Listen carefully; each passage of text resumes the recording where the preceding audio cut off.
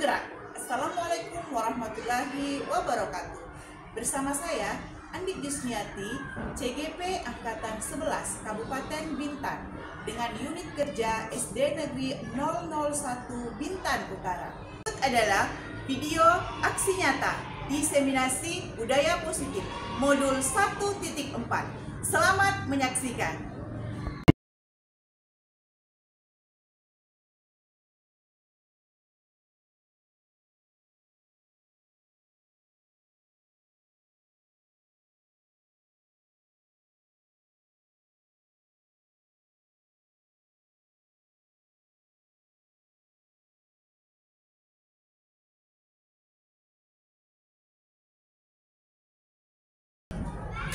Jalan-jalan ke Mangga 2. Tidak lupa membeli pasta. Selamat datang rekan semua. Mari kita mulai kegiatan ini dengan bahagia. Bismillahirrahmanirrahim. Assalamualaikum warahmatullahi wabarakatuh. Selamat pagi Bapak Ibu hebat SD Negeri 001 Bintan Utara. Yang kami hormati Ibu PLT Kepala Sekolah SD Negeri 001 Bintan Utara, Ibu Zaibunesa SPD SD. Yang kami hormati Ketua Kombel Mawar SD Negeri 001 Bintan Utara. Kemudian yang kami banggakan Bapak Ibu Majelis Guru dan staf SD Negeri 001 Bintan Utara. Puji syukur kehadirat Allah Subhanahu wa Ta'ala, Tuhan yang Maha Esa, karena atas limpahan rahmat-Nya sehingga pada pagi hari yang berbahagia ini kita masih diberikan nikmat berupa nikmat kesehatan, nikmat kesempatan, sehingga kita bisa sama-sama hadir pada kegiatan diseminasi budaya positif yang dijalankan dengan in-house training implementasi pembelajaran diferensiasi pada kurikulum Merdeka SD Negeri 001 Bintan Utara. Kemudian sholawat beserta salam senantiasa kita curahkan kepada junjungan alam Nabi besar Muhammad SAW dengan mengucapkan Allahumma salli ala Sayyidina Muhammad wa ala ali Sayyidina Muhammad. Semoga kita termasuk orang-orang yang mendapat syafaat di yaumil akhir. Amin ya rabbal alamin. Baiklah Bapak Ibu, kita memasuki acara selanjutnya, yaitu menyanyikan lagu Indonesia Raya dan dilanjutkan dengan Mars Guru Penggerak. Hadirin dimohon berdiri. Indonesia tanah airku, tanahku, negeri ini memanggilmu kawan, belajar bergerak berbagi untuk negeri, guru penggerak masukkan pendidikan. Selanjutnya pembacaan doa yang akan disampaikan oleh Bapak Aprizan. Kepada Bapak kami persilakan. Mudah-mudahan acara kita kali ini kita kabulkan dari kedua sekolah kaum untuk yang pertama. Bismillahirrahmanirrahim.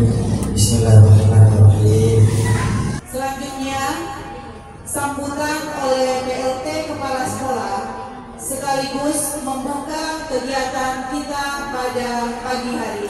Kepada Ibu kami persilakan. Assalamualaikum warahmatullahi wabarakatuh. Selamat pagi, salam sejahtera, salam sehat untuk kita semua. Yang saya hormati Bapak Ibu narasumber, yang saya hormati Bapak Ibu guru hebat beserta IHT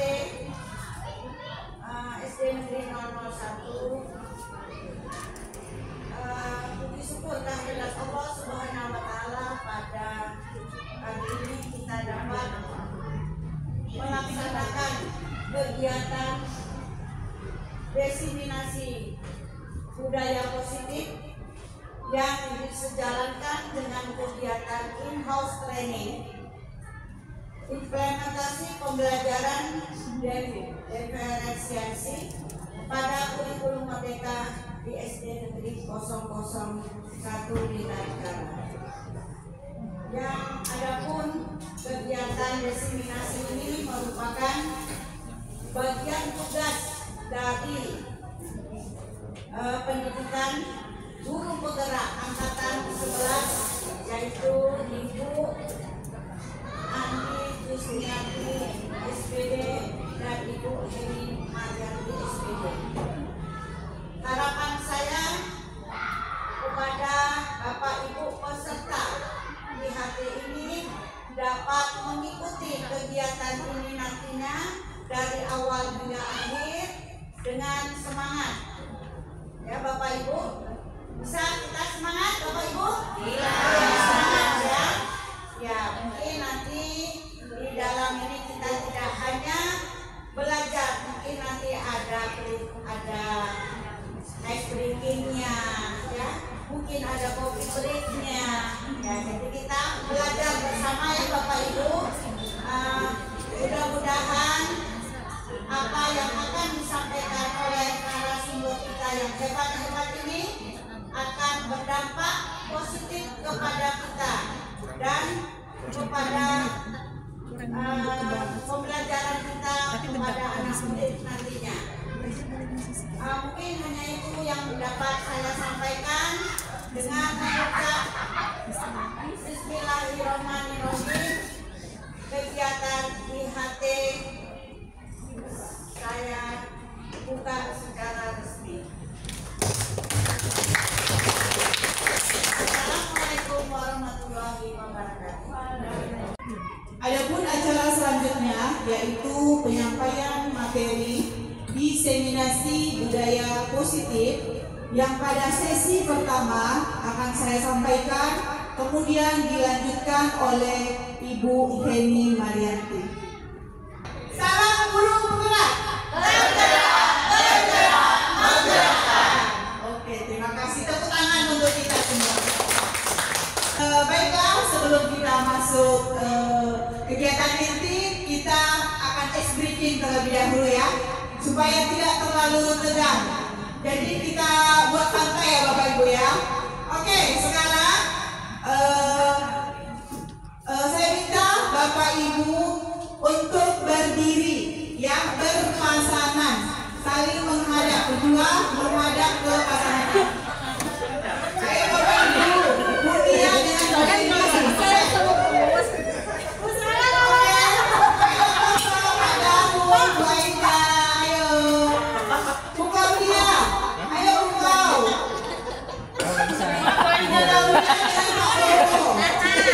Video. Oke, ya saling tatap-tatapan ya Bapak.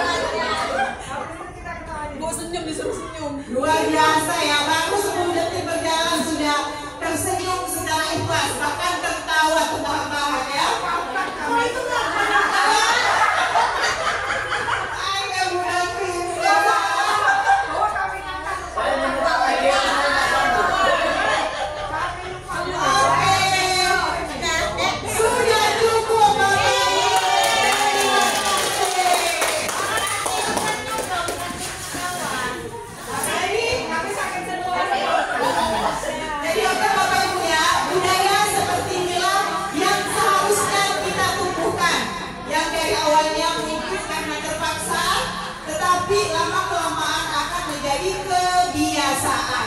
Ya, jadi budaya ini yang kita perlukan untuk menumbuhkan budaya positif dalam kehidupan kita sehari-hari. Bisa diterapkan Bapak Ibu? Iya, semangat ya. Kemudian juga mungkin dalam pembelajaran di kelas, terutama di jam-jam rawan ngantuk, ini bisa diterapkan. Mantap ya. Oke, jadi lanjut Bu. Baiklah Bapak Ibu, jadi dalam kegiatan ini kita akan membuat kesepakatan, ya. Adapun pemantik sudah ada 2, menghargai siapapun, ya. Kemudian yang kedua, menjadi pendengar yang baik. Mungkin bisa ditambahkan atau ada pendapat lain? Kesepakatan dalam kegiatan diseminasi kita pada hari ini. Ayo Bapak Ibu. Ya, apa kira-kira kesepakatan yang supaya kegiatan kita berjalan lancar, kemudian berjalan bahagia. Ayo punya apa punya? Semangat sampai akhir. Oke. Semangat sampai akhir. Mantap, semangat sampai akhir Bu Heni ditambahkan. Ya, kehadiran penuh. Pak Haji? Oke, siap. Jika mau keluar ruangan, meminta izin terlebih dahulu. Oke Bu Fitri, silakan. Tidak melakukan memegang HP saat kegiatan. Oke, semangat Bapak Ibu, kamu bisa ya. Oke. Sepakat, berikan masukan atau pendapat. Iya. Mengangkat tangan sebelum memberikan masukan atau pendapat yang akan dikemukakan. Oke, luar biasa ya, mantap. Tangan untuk kita semua. Ya, fokus. Jangan sambil makan sama minum.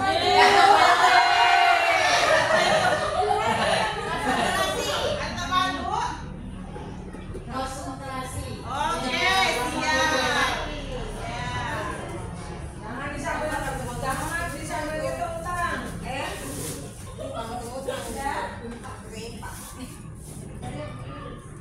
Sudah ya, jadi ada pun kesepakatan kita pada hari ini atau pada kegiatan ini yang telah kita sepakati bersama ya Bapak Ibu ya. Yang pertama, menghargai siapapun.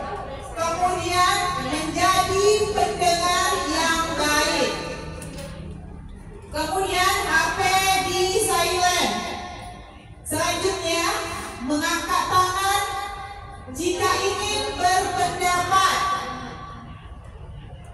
Kemudian semangat dan fokus selama kegiatan berlangsung.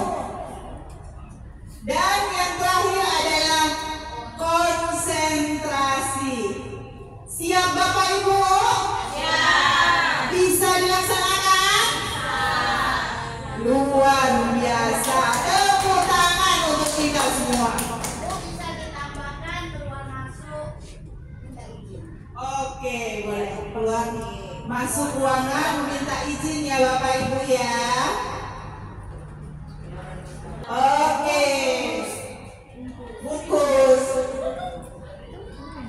Selanjutnya yaitu materi pertama mengenai diseminasi budaya positif. Bapak Ibu, sebagai seorang guru yang bijak, sebagai seorang guru yang baik, tentunya kita bisa menerapkan, kita harus bisa, ya Bapak Ibu ya, harus bisa. Jadi jangan menunggu untuk jangan menunggu budaya positif tersebut, namun kita yang menciptakan. Salah satunya tadi seperti tersenyum ketika misalnya di sekolah, ketika menyambut murid datang, kemudian tersenyum ketika bertemu dengan rekan kita maupun dengan wali murid. Seorang guru yang baik harus memiliki kemampuan dalam mewujudkan menumbuhkan budaya positif di sekolah. Budaya positif tersebut dapat dijalankan dengan menerapkan konsep-konsep inti berikut. Jadi pada kesempatan ini saya akan menyampaikan 3 konsep, yaitu yang pertama disiplin positif, kemudian yang kedua adalah motivasi perilaku manusia, dan yang ketiga adalah keyakinan sekolah atau kelas. Kemudian yang keempat sampai dengan 6 akan dilanjutkan oleh Ibu Heni. Jadi yang pertama adalah disiplin positif. Kata-kata ini tentunya tidak asing di telinga Bapak Ibu. Ya, sebelum kita lanjut, saya ingin mungkin ada yang ingin berpendapat di antara Bapak Ibu mengenai apa sih disiplin positif tersebut. Ayo Bapak Ibu, disiplin itu apa sih disiplin positif? Lakukan segala sesuatu dengan Oke, Bu Supriyati silakan. lakukan segala sesuatu dengan yang hal positif atau yang baik-baik. Oke, tepuk tangan untuk jawaban Bu Supriyati ya. Melakukan sesuatu yang positif atau hal-hal yang baik. Mungkin ada yang lain Bapak Ibu?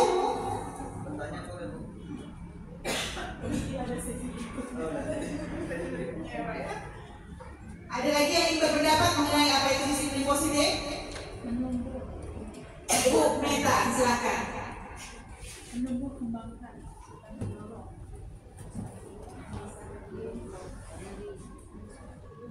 Disiplin positif mungkin kebiasaan baik yang biasa kita lakukan dalam sehari-hari dan kita berikan itu ke lingkungan kita.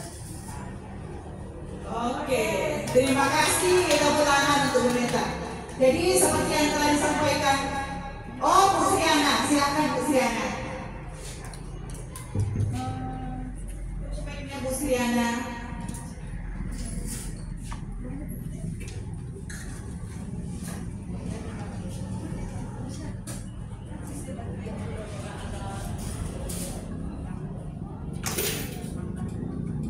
Menumbuh disiplin positif itu adalah bagaimana kita menumbuh kembangkan pada diri kita pribadi utamanya, kemudian bagaimana kita menumbuh kembangkan terhadap anak peserta didik kita agar dirinya menjadi baik dalam segala tindakan, tidak menumbuh kembangkan kekerasan dalam mendidik anak pada diri kita juga tentunya. Kemudian bagaimana kita menghadapi situasi dan kondisi yang kita hadapi sehari-hari. Oke, tepuk tangan untuk Bu Sriana. Ya, terima kasih atas jawaban yang Ibu berikan bahwa disiplin positif adalah suatu penerapan disiplin atau kebiasaan kita dalam kehidupan sehari-hari. Kebiasaan yang seperti apa? Tentunya adalah kebiasaan yang positif. Kemudian suatu cara penerapan disiplin yang mengajarkan anak. Tentunya ini tidak hanya untuk anak kita atau anak didik kita, tetapi juga untuk diri kita sendiri. Untuk mengajarkan kita bertanggung jawab dan menumbuhkan kesadaran terhadap nilai-nilai kebajikan. Ya Bapak Ibu ya, seperti yang kita ketahui bahwa nilai-nilai kebajikan itu ada tanggung jawab, kemudian sopan santun, kemudian apalagi kira-kira Bapak Ibu nilai-nilai kebajikan yang lain? Ada yang ingin berpendapat?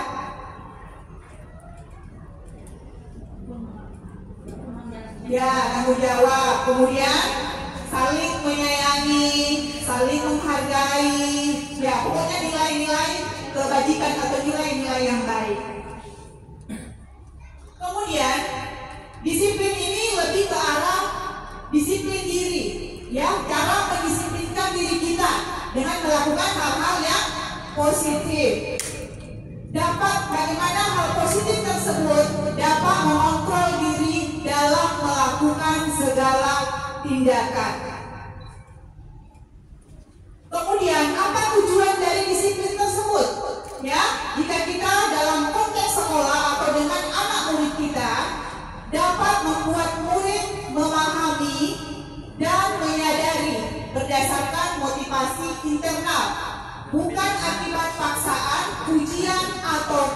hukuman.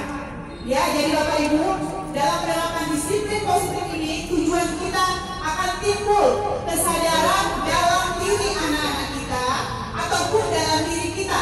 Kesadaran tersebut ada namanya kesadaran internal atau kesadaran yang berasal dari dalam hati kita sendiri, ya, tanpa ada paksaan atau tanpa ada dorongan dari pihak luar. Kemudian,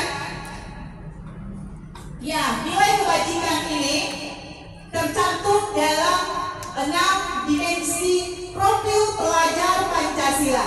Ya Bapak Ibu ya, tentunya sudah tahu semua kan profil pelajar Pancasila apa saja. Yang pertama adalah, ya, yang pertama adalah beriman dan bertakwa kepada Tuhan Yang Maha Esa dan berakhlak mulia. Kemudian yang kedua adalah mandiri. Jadi kita menginginkan anak-anak murid kita itu menjadi insan yang mandiri, ya, tanpa bergantung atau tanpa disuruh melakukan tugas, melakukan sesuatu itu dengan kesadaran sendiri. Ya, begitupun juga dengan kita, ya. Jadi ini tidak hanya berlaku untuk anak murid kita, tetapi juga untuk diri kita sendiri. Bagaimana kita menjadi mandiri, tentunya segala tindakan kita jangan hanya mungkin karena takut kena hukuman atau ingin mendapatkan penghargaan, ya. Jadi harus ada motivasi yang berasal dari dalam diri kita. Kita mau menjadi orang yang bertanggung jawab, kita mau menjadi orang yang menghargai diri kita, ya. Kemudian ada berkebinekaan global. Kita tentunya menginginkan anak-anak murid kita beserta didik kita menjadi siswa yang mempunyai pengetahuan luas. Kemudian gotong royong, ya. Ini tidak juga untuk murid tetapi kita, bagaimana kita bisa bergotong royong, bekerja sama, berkolaborasi, ya. Karena dengan kolaborasi ini insya Allah akan mendapatkan hasil dan dampak untuk sekolah kita. Selanjutnya adalah kreatif, ya Bapak Ibu ya. Jadi kita menginginkan anak-anak yang kreatif, ya, yang tidak hanya manut ketika diperintah iya bu, iya pak, tetapi dia harus punya mampu untuk kritis. Kenapa seperti itu? Kenapa bisa seperti itu? Itu yang kita harapkan tumbuh dalam diri anak-anak kita. Kemudian yang selanjutnya adalah inovatif. Inovatif itu adalah mampu memunculkan ide-ide atau gagasannya tepat guna. Ya Bapak Ibu ya, itu yang kita harapkan tumbuh dalam diri anak didik kita. Selanjutnya Bu. Selanjutnya adalah motivasi perilaku manusia. Ya, sebelum kita lanjut, mungkin ada Bapak Ibu yang ingin berpendapat kira-kira motivasi perilaku manusia itu seperti apa ya? Ayo Bapak Ibu silakan. Ya, terima kasih Bu Fitri, Bu Supri, bahwa motivasi itu berupa dorongan, ya. Ya, motivasi perilaku manusia yaitu segala sesuatu yang manusia lakukan itu atas adanya dorongan, ya. Dari motivasi perilaku manusia ini terbagi menjadi 3 bagian, ya. Yang pertama, motivasi karena untuk menghindari ketidaknyamanan atau hukuman. Kemudian yang kedua, ada motivasi untuk mendapatkan imbalan atau penghargaan dari orang lain. Yang ketiga, motivasi untuk menjadi orang yang mereka inginkan dan menghargai diri sendiri dengan nilai-nilai yang mereka percaya. Bapak Ibu, motivasi itu terbagi menjadi 2 ya. Ada motivasi internal dan ada motivasi eksternal. Kira-kira setelah melihat ketiga di atas, yang manakah yang termasuk motivasi internal? yang ingin berpendapat Bapak Ibu?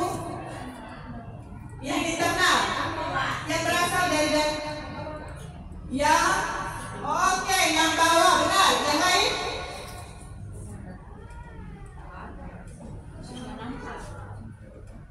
Ya, terima kasih Ibu jawabannya. Jadi tepuk tangan untuk Putri. Jadi di antara 3 motivasi tersebut, yang ketiga itu termasuk motivasi internal atau motivasi yang berasal dari diri sendiri. Adapun yang kedua, untuk menghindari ketidaknyamanan dan hukuman, itu berupa motivasi eksternal. Yang kedua juga mendapatkan imbalan atau penghargaan, itu juga motivasi eksternal.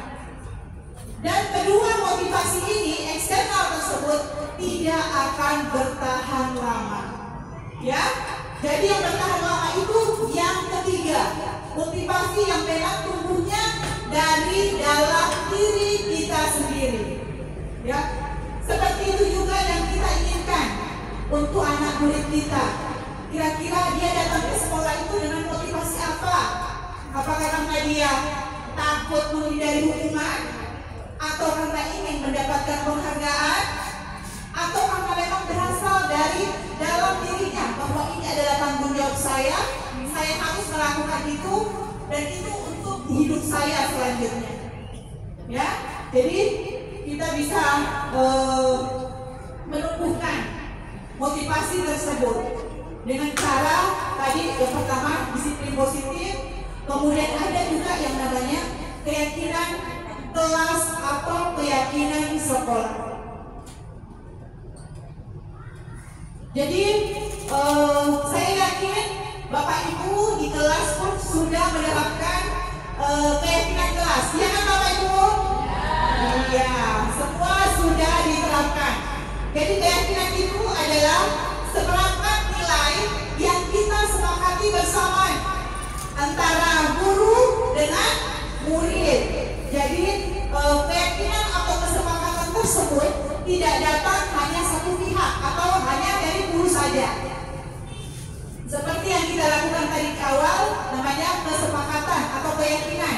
Bagaimana supaya kita bisa menciptakan lingkungan pembelajaran yang menyenangkan. Kemudian bagaimana supaya kita bisa datang ke sekolah tanpa ada paksaan, nyaman ketika berada di sekolah atau di dalam kelas.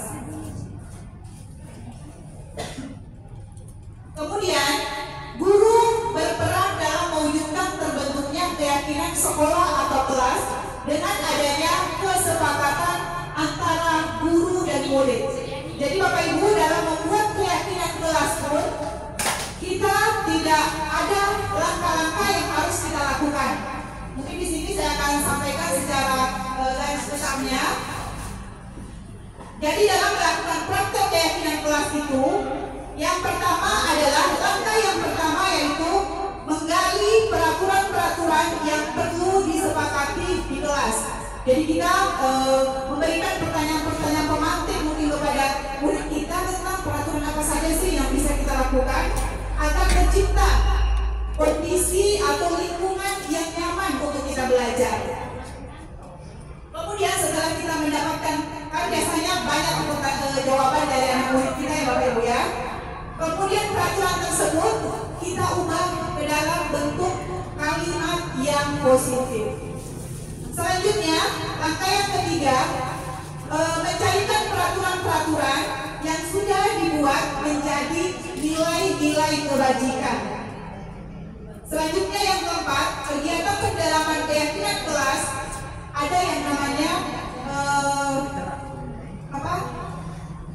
tabel P dan ada namanya tabel Y. Kemudian selanjutnya kegiatan pendalaman keyakinan kelas.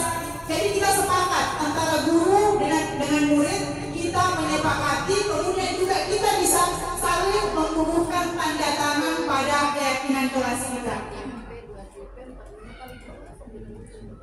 Selanjutnya, keyakinan kelas atau kelas, keyakinan sekolah atau kelas berupa pernyataan-pernyataan universal yang mudah diingat dan dipahami dan harus diterapkan di lingkungan sekolah. Nah, ini ada contoh dari kelas 6C dan dari kelas 4A. Sebenarnya kami membuat keyakinan ini sebelum mempelajari langkah-langkah dalam membuat keyakinan kelas. Jadi bentuknya seperti ini ya.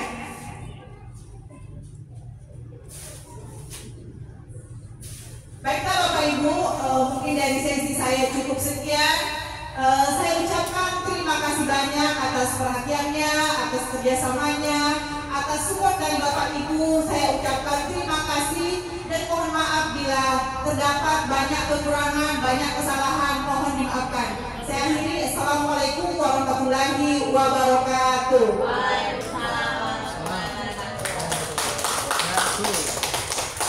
Selanjutnya kita saksikan dari Ibu Heni. Oke, baik, terima kasih Bu Ani. Assalamualaikum warahmatullahi wabarakatuh. Waalaikumsalam warahmatullahi wabarakatuh. Selamat siang Bapak Ibu, masih semangat ya? Masih. Alhamdulillah, tadi sudah sesi lagi. Nah, sekarang giliran saya membersamai Bapak Ibu selanjutnya untuk konsep inti yang ketiga, 4, dan 5. Tapi sebelumnya kita ice breaking lagi supaya Bapak Ibu makin semangat ya. Tadi mulai sudah tersenyum. Nah, kalau giliran saya ini Bapak Ibu tertawa lepas ya dengan mengikuti instruksi yang akan saya berikan. Jadi seperti ini. Jadi ketika saya bilang buka mulut, Bapak Ibu buka mulut kita sama-sama ya. Buka mulut tertawa 1 kali.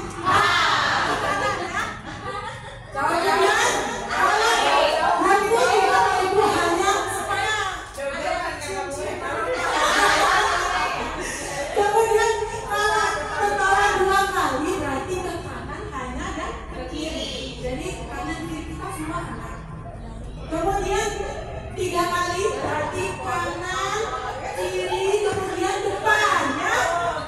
Dan yang terakhir tertawa kita banyak-banyak berarti ha ha ha ha. Oke, bisa Bapak Ibu? Nah, kita coba ya. Buka mulut tertawa 1 kali. Buka mulut tertawa 2 kali. Buka mulut tertawa 3 kali. Terakhir, buka mulut tertawa banyak-banyak. Oke, mantap. Teman-teman kita sudah alhamdulillah sudah semangat ya. Kita lanjut ke slide selanjutnya, Boyus.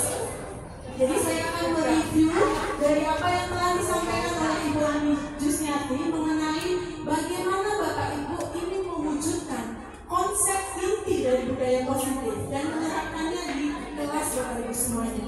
Tadi yang pertama sudah belajar mengenai disiplin positif.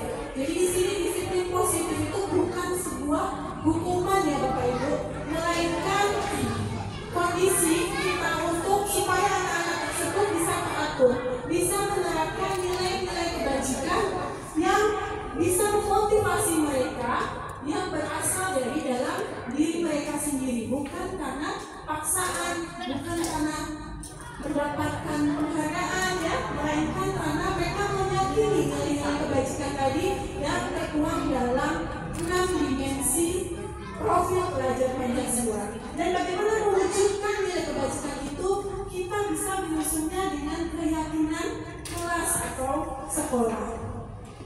Nah, selanjutnya kita akan membahas poin 4, 5, dan 6. Yang keempat yaitu konsep inti mengenai kebutuhan dasar manusia.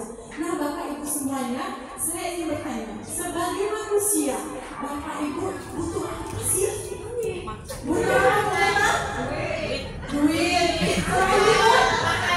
Makan, betul sekali. Kasih sayang, ya. Selanjutnya apa lagi Bapak Ibu? Pakaian.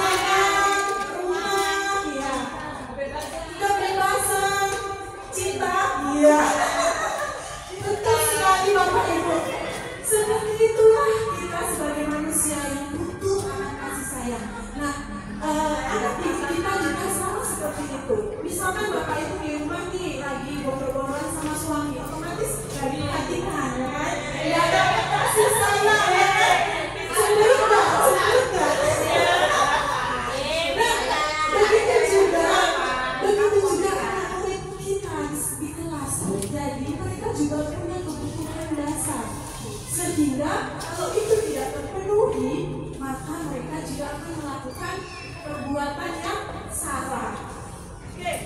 Jadi ketika seorang murid melakukan suatu perbuatan yang bertentangan dengan nilai-nilai kebajikan tadi atau melanggar peraturan, itu sebenarnya mereka sedang memenuhi kebutuhan dasarnya. Sama seperti bapak ibu tadi yang butuh kasih sayang, wajib perhatikan suami, ya kan? Kalau diperhatikan pasti cemberut, ya kan? Anak murid di kelas seperti itu juga bapak ibu. Jadi di sini dengan kita memahami kebutuhan dasar dan suami bapak ibu nanti kasih tahu di rumah, ini loh kebutuhan dasar saya, tolong dipenuhi sehingga bapak ibu tidak akan melakukan kesalahan-kesalahan. Ya, oke lanjut bapak bu. Jadi apa saja kebutuhan dasar tadi? Tadi bapak ibu sudah sebutkan, butuh makan. Betul sekali, manusia memang membutuhkan makan, minum, sandang, papan, ya kan? Itu masuk ke dalam kebutuhan dasar yang pertama, yaitu bertahan hidup. Kemudian yang tadi butuh kasih sayang, ada loh bapak ibu di sini. Ternyata ada butuh kasih sayang dan rasa diterima. Kemudian yang ketiga yaitu penguasaan. Dan yang terakhir yang keempat kebebasan dan juga kesenangan. Jadi kalau kalian mau me time itu ada. Memang di sini kita butuh kebebasan dan kesenangan untuk me time. Jangan sampai kalau tidak terpenuhi nanti bapak ibu. Ya betul bapak ibu silakan difoto nanti jelasin ke suami. Ini loh kebutuhan dasar saya. Tolong dipenuhi. Itu masuk ke kebutuhan dasar untuk bertahan hidup bisa jadi. Oke, mari kita analisis kebutuhan dasar 5 kebutuhan dasar tadi melalui studi kasus. Jadi di sini ada Ibu Andi Jusniati. Beliau adalah wali kelas 4A. Jadi beliau sedang bingung menghadapi ulah salah satu murid di kelasnya, namanya Kevin. Beberapa anak telah mengeluhkan Kevin yang seringkali meminta bekal makan siang mereka dengan paksa. Jika Anda menjadi Ibu Jusniati, Andi, apa yang akan Bapak Ibu lakukan? Kemudian menurut Bapak Ibu, alasan Kevin itu apa? Kalau kita analisis dari 5 kebutuhan dasar tadi. Oke, silakan Bapak Ibu yang mau berpendapat. Kalau ada kasus seperti ini di kelas, apa yang akan Ibu lakukan pertama kali? Bapak Ibu lakukan. Cek. Silakan, ya, Ibu Fitri. Yang mau dilakukan guru, kalau ada kasus anak seperti itu, menasehatinya, betul sekali. Kemudian sebelum dinasehati kita apakan dulu? Bertanya, kita panggil dulu, betul sekali Bapak Ibu. Iya, betul sekali. Memang luar biasa Bapak Ibu ini semuanya. Tepuk tangan. Betul sekali Bapak Ibu. Jadi, jika ada kasus seperti ini atau kasus-kasus yang lain, langkah pertama yang harus kita lakukan adalah kita panggil anaknya terlebih dahulu. Kita ajak komunikasi, kita lakukan pendekatan. Kemudian kita gali apa kebutuhan dasar yang belum dipenuhi. Oke, kita analisis kasus tersebut karena tadi kita belum tahu alasannya, ya kan? Kalau alasan Kevin yang pertama karena ia lapar dan orang tuanya tidak membawakannya bekal makan siang. Kira-kira kebutuhan dasar apa yang ingin dipenuhi Kevin dengan mengganggu temannya? Betul sekali, butuh makan. Jadi dia ingin bertahan hidup. Ibunya tidak membawakan bekal makan siang sehingga dia ganggu temannya. Dia meminta bekal temannya. Jadi dengan mengetahui kebutuhan dasar ini, kita sebagai seorang guru dapat mengambil langkah solusi yang tepat untuk mencari kebutuhan dasar apa sehingga kita bisa membantu Kevin untuk memenuhi kebutuhan dasarnya. Mungkin kita bisa kasih uang kalau kita ada lebih ya Bapak Ibu, atau kita kalau ada bekal kita ajak Kevin makan sama-sama, sehingga di kelas Kevin tidak ganggu temannya lagi. Oke, next, untuk alasan yang kedua, karena dia merasa senang temannya memperhatikan dia ketika temannya melaporkan tindakannya pada gurunya, dan gurunya memberitahu orang tuanya, sehingga orang tuanya jadi memperhatikan dia. Maka kebutuhan dasar apa yang sedang ingin Kevin penuhi? Betul sekali, Kevin kebutuhan kasih sayang. Jadi dia merasa kalau dia mengganggu temannya, minta bekalnya, kawan-kawannya akan memperhatikan dia. Kalau kawannya mengadu ke ibu gurunya, sehingga ibu gurunya bilang ke orang tuanya. Akhirnya dia bisa diperhatikan. Nah, mungkin nanti di kelas Bapak Ibu guru jika ada kasus seperti ini, Bapak Ibu sudah mengetahui bahwa dia membutuhkan kasih sayang. Jadi Bapak Ibu bisa lebih memperhatikan Kevin. Oke, untuk alasan yang ketiga, yaitu karena temannya jadi takut dengan dia dan menuruti keinginannya. Maka sebetulnya Kevin sedang memenuhi kebutuhan dasarnya yang mana Bapak Ibu? Kekuasaan, betul sekali. Kalau kawannya mau nurutin dia, minta dong bekalnya, mau dikasih kawannya kasih. Wah, dia merasa bangga. Oh, aku berkuasa di sini. Jadi dengan Bapak Ibu tahu kebutuhan dasar akan kekuasaan, mungkin di kelas Bapak Ibu bisa menerapkannya dengan menjadikan Kevin mungkin pengurus kelas, ketua kelas, sehingga dia bisa menyalurkan kebutuhan dasarnya dalam hal yang positif. Oke Bapak Ibu, kita lanjut ke alasan yang keempat. Karena dia merasa bosan dengan bekal makanan yang dibawakan ibunya dari rumah. Karena ibunya selalu membawakan bekal yang sama, oleh karena itu dia ingin mencoba makanan teman-temannya yang beraneka ragam. Maka Kevin ingin memenuhi kebutuhan dasarnya apa Bapak Ibu? Kebebasan. Betul sekali Bapak Ibu. Dia bosan, bekalnya itu saja. Jadi dia ingin bebas, ingin mencoba menu yang baru dengan mengganggu kawannya. Dia lihat nih, oh rumput tetangga lebih hijau. Jadi dia ganggu temannya. Oleh karena itu Bapak Ibu bisa mengambil langkah mungkin dengan meminta atau berkomunikasi dengan orang tuanya supaya dibawakan bekal yang bervariasi sehingga dia tidak mengganggu temannya. Selanjutnya alasan yang terakhir yang kelima, yaitu karena ia melakukan karena iseng saja dan ia menikmati ekspresi wajah teman-temannya yang kesal karena diambil makanannya, dan menurut dia ekspresi teman-temannya itu lucu. Maka berarti Kevin sedang berusaha memenuhi kebutuhannya akan kesenangan. Dia ambil bekal kawannya, aku dapat, ya kan? Senang dia, kawannya pun kesel kan, otomatis diambil, dikejar. Makin senang dia kalau kawannya mau mengejar dia. Itu karena dia ingin memenuhi kebutuhan dasarnya, yaitu kesenangan. Oke Bapak Ibu, dengan kita mempelajari 5 kebutuhan dasar itu, baik di sekolah maupun dimanapun Bapak Ibu berada, terutama di sekolah, maka kita dapat mewujudkan budaya positif. Jadi kita juga dapat lebih memahami kebutuhan dasar murid kita, sehingga dia melakukan kesalahan itu karena apa sih? Gitu kan? Oke, kita lanjut ke konsep budaya positif yang keempat, yaitu tentang posisi kontrol restitusi. Nah ini mungkin restitusi baru di telinga kita ya Bapak Ibu. Kalau saya menerangkan restitusinya, tinggal posisi kontrolnya. Kira-kira menurut Bapak Ibu apa sih posisi kontrol itu? Posisi kontrol berarti kendali, betul sekali. Jadi kita mengendalikan ya. Jadi ada beberapa posisi kontrol. Silakan Bu Yus. Jadi ada 5 posisi kontrol. Jadi kalau Kevin tadi ganggu bekal kawannya, Bapak Ibu guru karena tidak tahu kebutuhan dasarnya langsung dihukum Kevinnya. Kevin, sini kamu ganggu bekal kawannya. Berdiri kamu di depan papan tulis gitu kan. Berarti Bapak Ibu guru melakukan posisi kontrol sebagai seorang penghukum. Ya. Kemudian yang kedua, guru sebagai pembuat rasa bersalah. Jadi kalau Kevin tadi berbuat salah, Bapak Ibu tolonglah Kevin, jangan kayak gitu, kasihan lah sama ibu. Kalau Bapak Ibu seperti itu berarti ibu telah membuat Kevin merasa bersalah.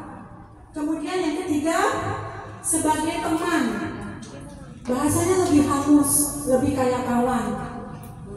Kemudian yang keempat, sebagai pemantau. Dan yang terakhir, sebagai manajer. Nah, dari kelima posisi tersebut diharapkan Bapak Ibu menerapkan posisi yang ke-5.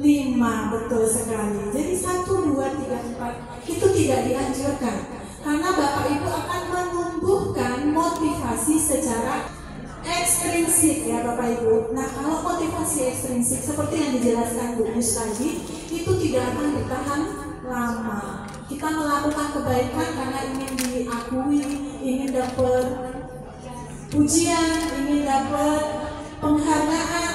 Nah, itu tidak akan berlangsung lama. Begitu juga posisi teman. Saya dulu merasa di posisi 3, tapi ternyata itu juga tidak dianjurkan. Karena apa? Ketika anak itu sudah tidak bersama kita lagi, ya kan? Dia sudah terbiasa dengan kita, maka dia akan berbuat lain lagi, berbuat kesalahan lagi. Dan dia akan mengharapkan kehadiran kita.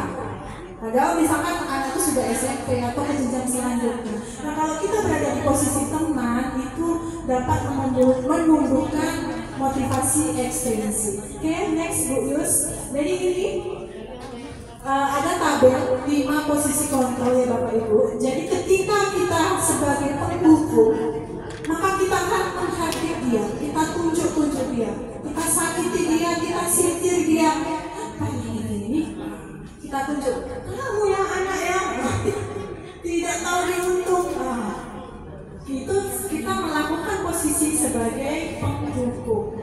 Jadi hasilnya nanti siswa kita akan lebih memberontak dan menyalahkan orang lain. Bahkan dia akan suka berbohong supaya tidak dimarahi. Kemudian untuk pembuat rasa bersalah, jadi biasanya Bapak Ibu akan berceramah dan mengatakan seharusnya kamu jangan gitu. Ibu kecewa sama kamu Kevin karena sudah mengambil kamu. Seperti itu. Kemudian hasilnya nanti Kevin akan menyembunyikan, kemudian menyangkal dan juga berbohong. Tidak loh Bu, bukan saya loh tadi yang ambil. Bohong ya. Kalau kita menempatkan diri kita sebagai pembuat rasa bersalah. Kemudian teman, posisi sebagai teman. Biasanya kita akan membuatkan alasan-alasan untuk murid kita. Misalnya, ayolah lakukan demi ibu. Masa kamu tidak mau? Ingat tidak, ibu pernah bantu kamu loh kemarin supaya nilai kamu bagus. Nanti ini udah kehilangan dia, jadi dia akan ketergantungan. Nah, itu sebenarnya tidak bagus ya Bapak Ibu. Kemudian posisi sebagai pemantau, biasanya dia akan sering menghitung atau mengukur, disesuaikan dengan peraturan yang ada di kelas atau di sekolah, ditimbang, dan bahasanya lebih agak intonasinya agak tinggi. Apa peraturannya gitu kan? Kok kamu kayak gitu? Kan ngambil bekat boleh tidak?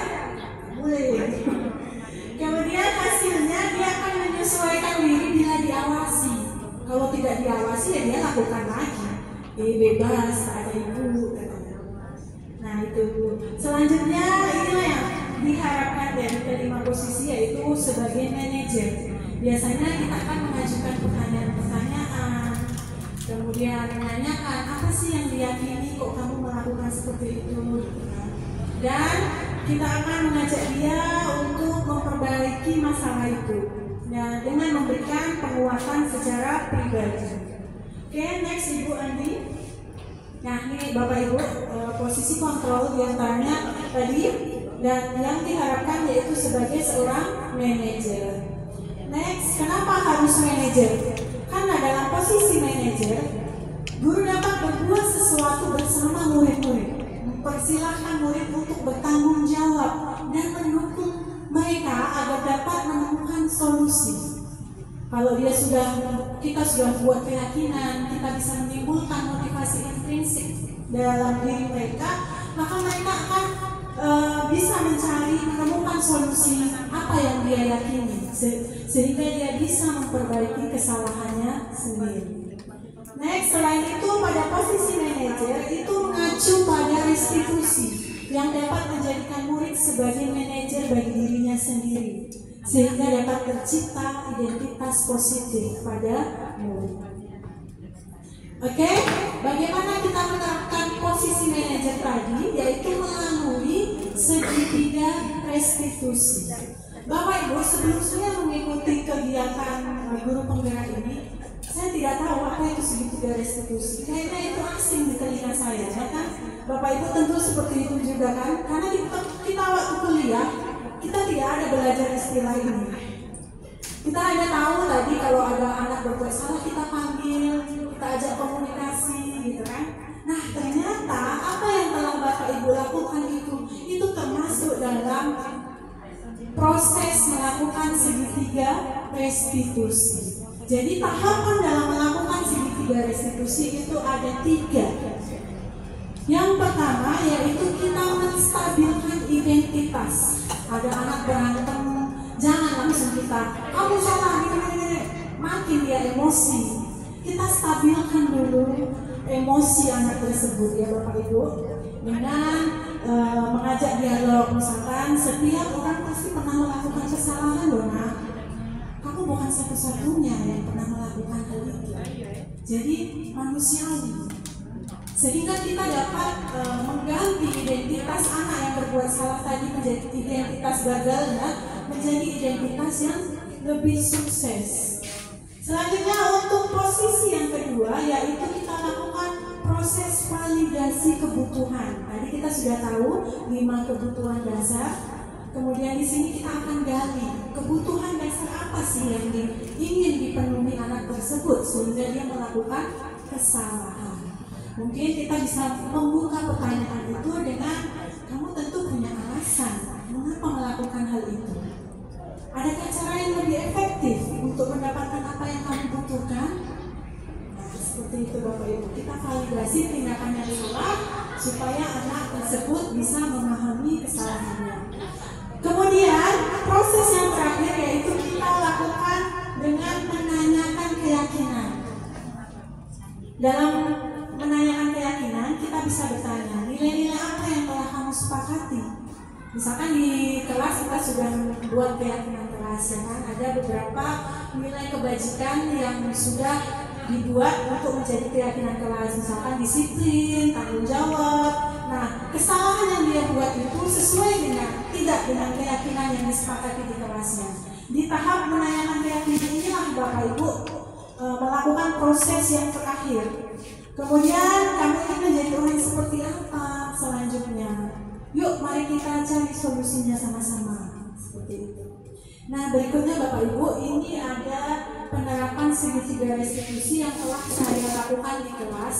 Ini kebetulan anak didik saya ini ikut semacam kesenian di kampungnya, yaitu kuda kepang. Sehingga setiap hari Senin kalau dia dapat job di hari Minggu, pulangnya kan jam 1 pagi.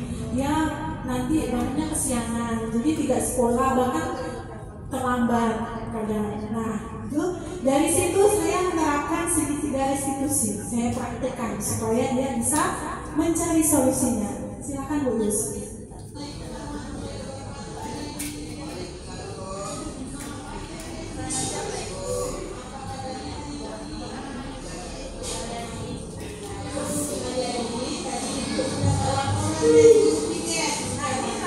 Menstabilkan identitas. Menurut Aryadi,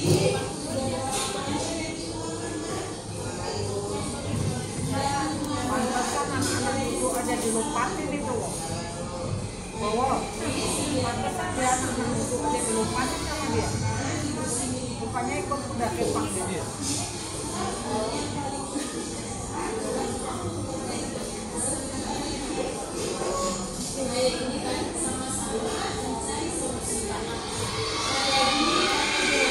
Kita ke tahapan selanjutnya, validasi tindakan.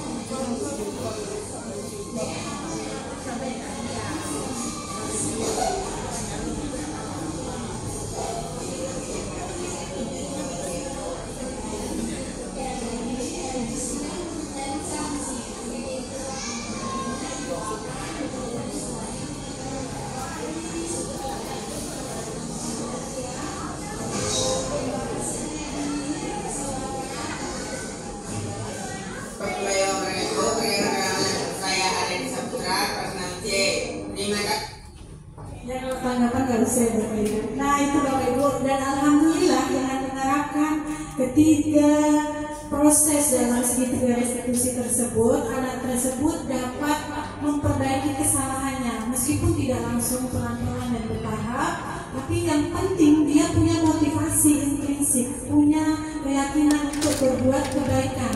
Jadi dia minta ke panitia atau ketua paguyuban kuda kepang itu, jadi dia mengatur jadwal, jangan sampai ada jadwal di hari Minggu. Jadi ketika tetap memang harus ada jadwal di hari Minggu, dia akan selesai lebih cepat sehingga tidak bangun kesiangan lagi. Oke, next Bapak Ibu. Nah, demikian Bapak Ibu, saya harap Bapak Ibu juga bisa memahami konsep inti dari budaya positif tadi supaya bisa diwujudkan, bisa diterapkan di kelas. Nah, ini Bapak Ibu, menurut Albert Einstein, jika orang menjadi baik karena mereka takut mendapat hukuman atau mengharapkan hadiah, maka mereka berada dalam penyesalan yang besar. Karena motivasi yang tumbuh maka adalah motivasi secara eksternal. Oke, demikian sesi saya membersamai Bapak Ibu. Ada yang ingin ditanyakan Bapak Ibu sebelum kita mengakhiri sesi tersebut? Silakan. Jika ingin bertanya, kita membuka sesi pertanyaan. Silakan. Atau tadi saya dapat kiriman pertanyaan. Jadi katanya, Ibu, saya tuh belum begitu paham buat keyakinan kelas. Kayaknya yang saya buat ini peraturan deh, bukan keyakinan kelas, gitu kan? Iya betul sekali, tadi tahapan yang dijelaskan Bu Andi itu ada 4 tahapan. Yang pertama kita cari dulu peraturan di kelas. Misalkan jangan buang sampah sembarangan. Menurut Bapak Ibu itu peraturan atau keyakinan kelas? Betul sekali, itu peraturan. Kalau jangan lari-lari di koridor, peraturan. Jadi dalam keyakinan kelas kita akan mengambil peraturan itu untuk kita jadikan sebuah keyakinan. Jadi dari kalimat positif jangan gitu. Kenapa tidak boleh jangan Bapak Ibu? Karena tahu Kak Bapak Ibu, kita ada teori bumi. Bumi itu akan menyerap hal-hal yang negatif. Jadi ketika Bapak Ibu mengucapkan jangan buka website itu, apa yang akan Bapak Ibu lakukan? Tetap dilakukan karena penasaran, ya kan? Begitu juga anak didik kita, kalau kita buat jangan buang sampah sembarangan, maka dia akan buang sampah sembarangan. Karena bumi akan menyerap energi yang positif, yang negatif. Jadi kita buat kata-kata yang positif agar yang kita doakan teraminkan secara positif. Jadi kalau jangan buang sampah sembarangan, berarti kalimat positifnya apa Bu Yus? Bu Yus, jangan buang sampah sembarangan, kalimat positifnya apa?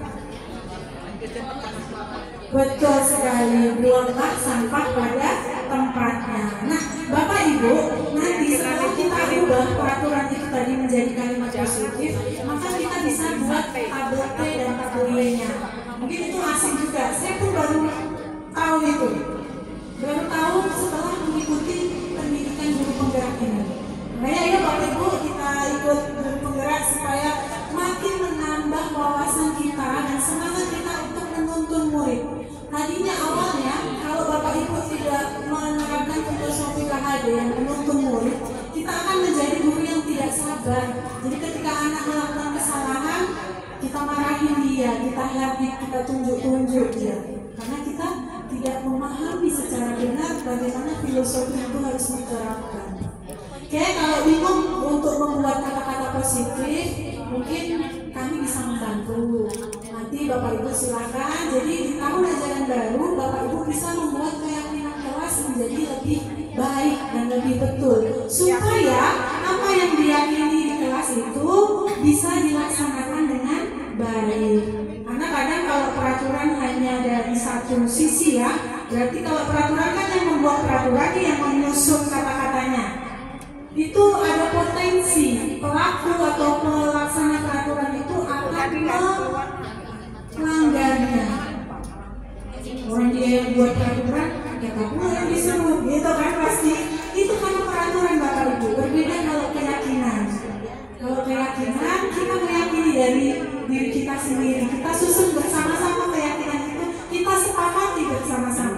Sehingga ketika ada tindakan yang salah, kita langsung teringat, oh ya, boleh saya seperti itu. Gitu Bapak Ibu. Jadi motivasi yang prinsip yang akan timbul. Oke, selanjutnya itu untuk pertanyaan tadi yang titipan. Ada lagi Bapak Ibu yang mau bertanya? Keyakinan lapangan. Kan tak ada kelas. Oh, apakah cuma keyakinan kelas saja? Tidak Bapak Ibu. Jadi dari keyakinan kelas itu kan kita susun dengan murid ya, murid dan guru. Kalau keyakinan sekolah berarti semuanya, murid, guru, dan semua unsur yang ada di sekolah itu jadilah keyakinan sekolah. Oke, ada lagi? Oke, terima kasih Bapak Ibu. Demikian yang dapat saya sampaikan pada diseminasi budaya positif di sekolah. Semoga Bapak Ibu bisa menerapkan konsep-konsep inti dari budaya positif tadi, ya, 6 konsep tadi: disiplin, kemudian motivasi, keyakinan, kebutuhan dasar, kemudian posisi kontrol, dan juga segitiga restitusi. Baik Bapak Ibu, tepuk tangan untuk kita semuanya. Oke, dengan berakhirnya pertanyaan dari Bapak Ibu semua, maka berakhir juga kegiatan kita pada siang hari ini. Kita akhiri dengan mengucap Alhamdulillah. Wabillahi taufiq wal hidayah. Wassalamualaikum warahmatullahi wabarakatuh.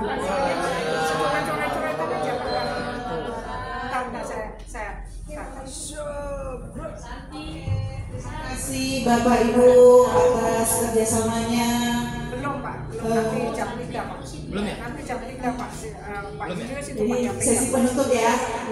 Bapak Ibu, terima kasih banyak atas kerjasama, atas motivasi dari Bapak Ibu, atas support dari Bapak Ibu. Selanjutnya kita tepuk tangan untuk kita semua. Baiklah Bapak Ibu, ada satu pantun penutup. Makan nasi lauknya ikan, dikasih kerupuk rasanya gurih. Atas perhatian Bapak Ibu, tak lupa saya ucapkan beribu-ribu terima kasih. Mohon maaf apabila ada kesalahan. Saya akhiri, billahi taufiq wal hidayah. Assalamualaikum warahmatullahi wabarakatuh.